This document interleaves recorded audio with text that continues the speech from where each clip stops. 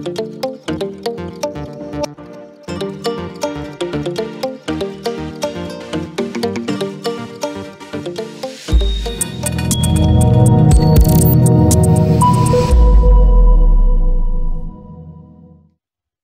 this video, we are going to take you step by step through WASSCE 2023 Physics Practical. Alternative A, question number 1, a question under simple pendulum. We are also going to unlock the secrets of how to obtain the values without actually performing the experiment. Let's get started. The diagram below is an illustration of a simple pendulum setup. You are provided with the necessary apparatus. So we have a retort stand, split cork, pendulum bulb, string, a stopwatch, and a meter rule.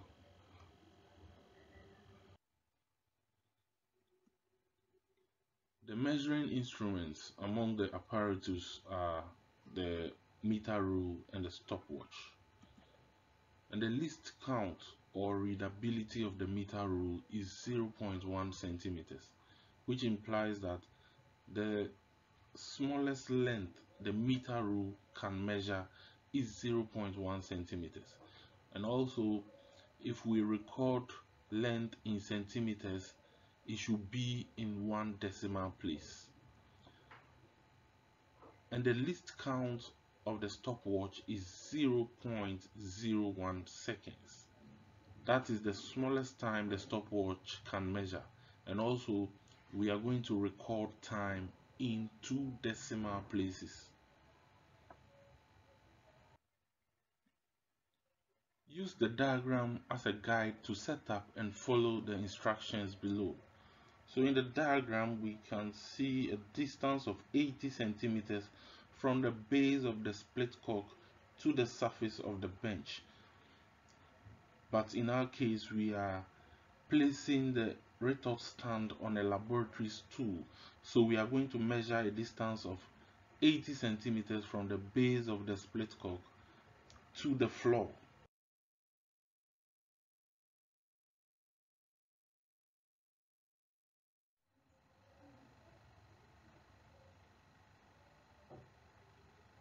So we have 80 centimeters from the base of the split cork to the floor. We don't have a split cork, so we are using folded paper in place of the split cork. And also we are going to suspend the pendulum bulb at a distance x from the floor.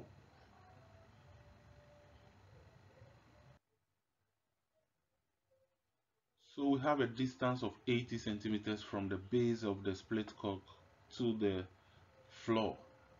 And we are going to suspend the pendulum bulb at a distance x is equal to 15 centimeters from the floor.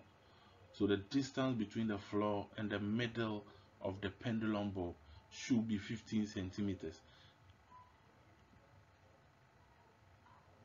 So we measure 15 centimeters from the floor to the middle of the pendulum bulb.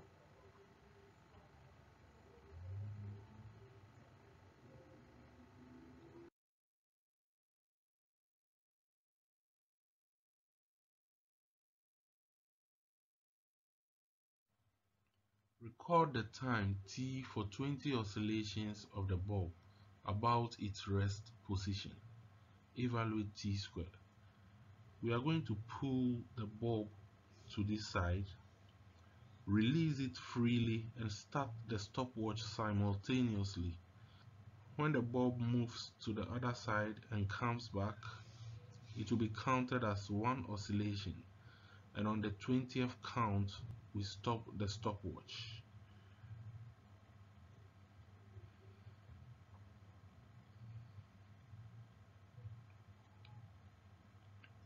One, 2, 3, 4, 5, 6, 7, 8, 9, 10, 11, 12, 13, 14, 15, 16, 17, 18, 19, 20. So the time 1 for 20 oscillations is 32.47 seconds. We are going to take the time again for 20 oscillations and find the average in order to reduce error.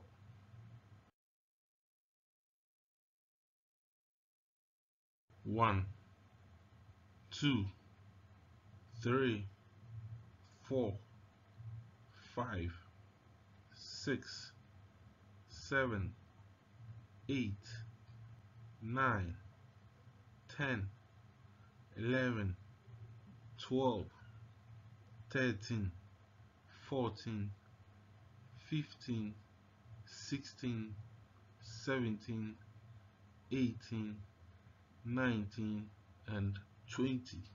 So time 2 is 32.57 seconds.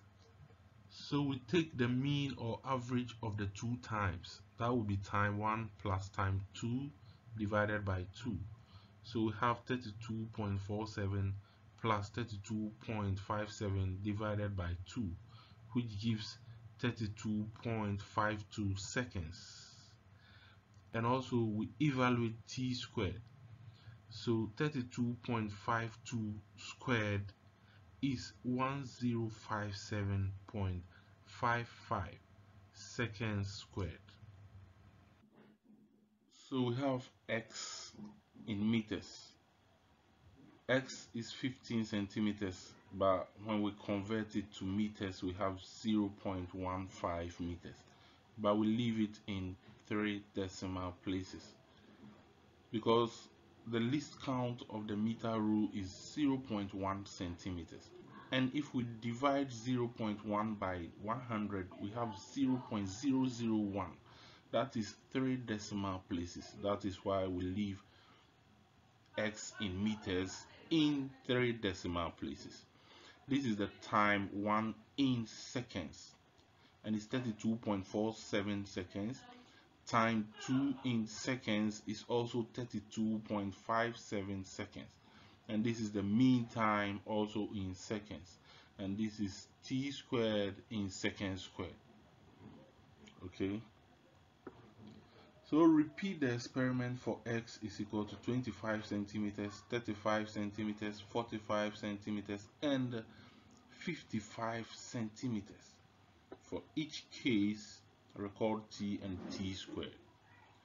Okay, so we are going to change x, that is the distance between the floor and the middle of the pendulum bulb, to 25 centimeters, that is 0.250 meters. And then record the time for 20 oscillations, record the time for another 20 oscillations, find the mean, and then square the mean. Okay, but you can also use a formula to get the same result. We have t is equal to 2 pi square root of L over g. T is the period, g is acceleration due to gravity, L is the distance between the base of the split cork and the middle of the pendulum bulb. So if we change x to 25 centimeters, that means the distance from the floor to the middle of the pendulum bulb is 25 centimeters. So we subtract 25 centimeters from 80 to get 55 centimeters. That is the length of the string, or the distance between the base of the split cork and the middle of the pendulum bulb. That is what we need in the formula, and it's 55 centimeters. But we have to convert it to meters before we can use it in the formula. 55 centimeters divided by 100 will give us 0.55 meters. Pi is a constant, 22 over 7, or 3.142. Acceleration due to gravity g is 9.8. So we fix all the values into the formula. We have 2 times 3.142 square root of the length 0.55 divided by 9.8. If we compute these values, we get 1.49 seconds, and that is the period. The period is the time taken for one complete oscillation, but we need the time for 20 oscillations, so we multiply the period by 20. So 20 times 1.49 is 29.8 seconds.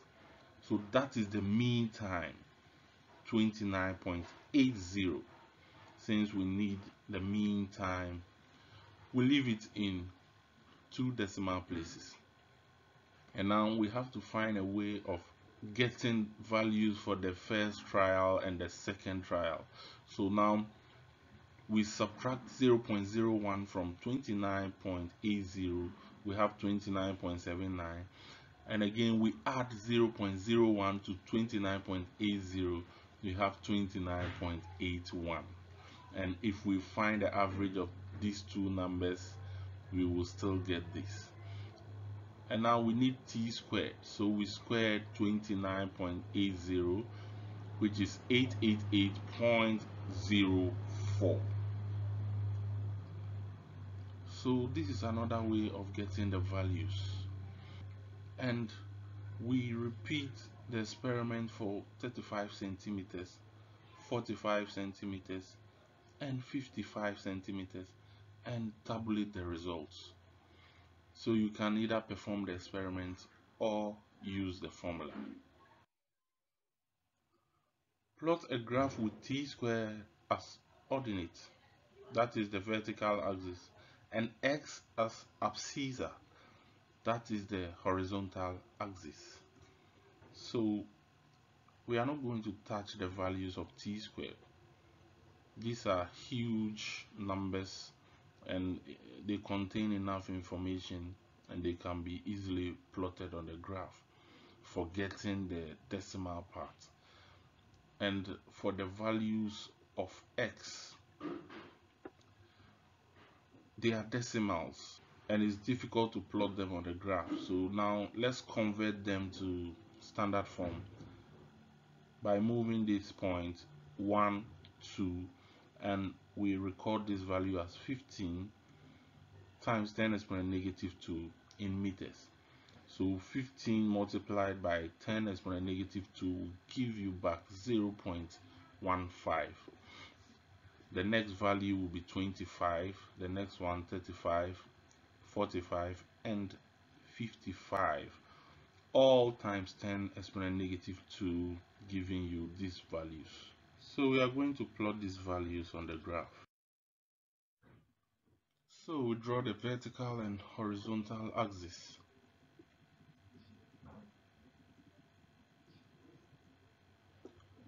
We are plotting t squared on the vertical axis and x on the horizontal axis. Make sure you write the unit for t squared, that is second square, and then x, we write the 10 exponent negative 2 and the unit is meters. Okay, then we choose a scale. Looking at these values, we can choose 2 centimeters is to 100 second squared on the t square axis. So we start from 0, 100, 200, 300, 400 in that order. And for the x-axis too, we choose 2 centimeters is to 10 times 10 exponent negative 2 meters. That is from 0 we move to 10, 20, 30, 40, 50 in that order. Now there are 10 divisions in each box. So on the vertical axis we have 100 divided by 10, and so each small box on the vertical axis is 10, and on the horizontal axis to 10 divided by 10 is 1, and each small box is going to be 1 on the horizontal axis. So for the first point, we have 15 on the horizontal axis, that will be between 10 and 20, and we have 1057. So this is 15 and this is 1000. 5 boxes will be 50, and if we move to the next box, that will be 1060. So we leave it in the middle of the next box. The next one, we have 25 on the horizontal axis, that will be between 20 and 30, and we have 888.04. This is 800, so 8 more boxes will make it 880, and for the 8 we move in the next box. The next one, 35, that will be between 30 and 40. 729 is approximately 730, so this is 700. We move approximately 3 boxes, and 45 will be between 40 and 50. 566.4, this is 500. We move 6 boxes, that will be 560, and for the 6 we move into the next box. 55 will be between 50 and 60, and 400. So we draw the line of best fit.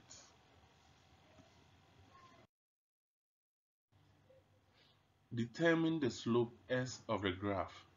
So let's draw this horizontal and vertical line, and we name here A, B, and C. The slope will be change in CB over change in AC. So for change in CB, we have 960. That is 906 more boxes minus 300. The unit is second square. And for change in AC, we have 20 minus 61. Remember, times 10 exponent negative 2, and the unit is meters. This is a negative slope. We should have a negative answer. That is why for the denominator we subtracted the bigger number from the smaller number. Okay, so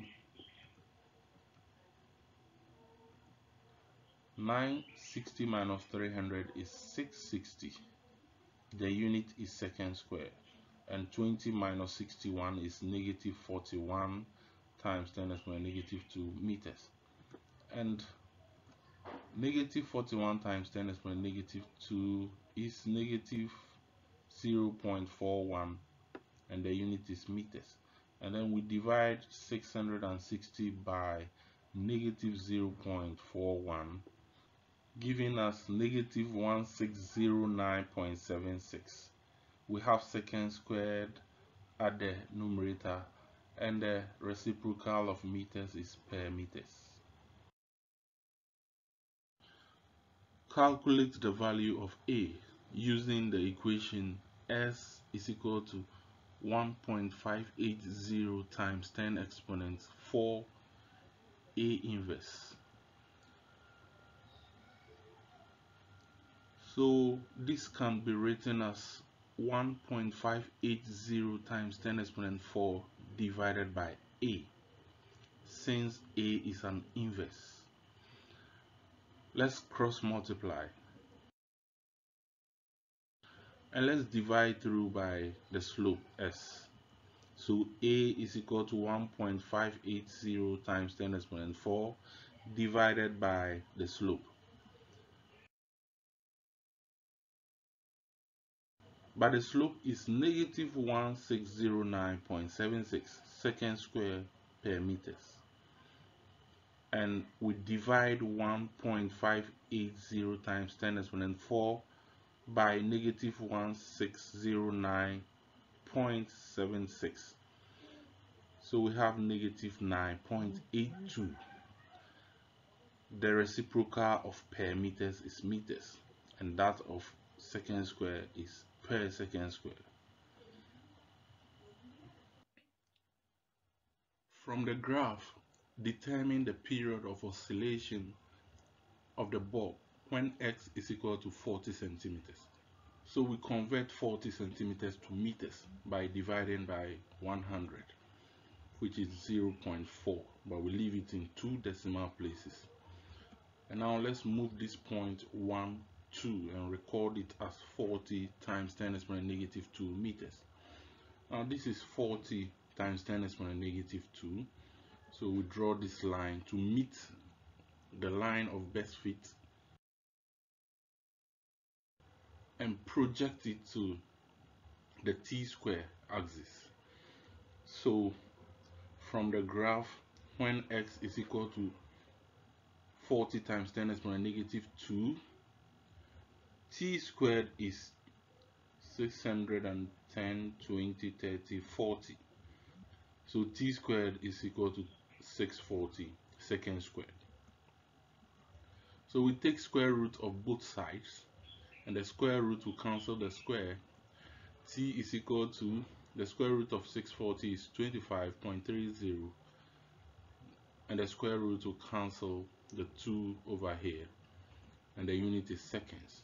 This is the time for 20 complete oscillations, but the period is the time for 1 complete oscillation. So we divide 25.30 by 20 for the period, which gives us 1.265 seconds, which is equal to 1.27 seconds to 2 decimal places.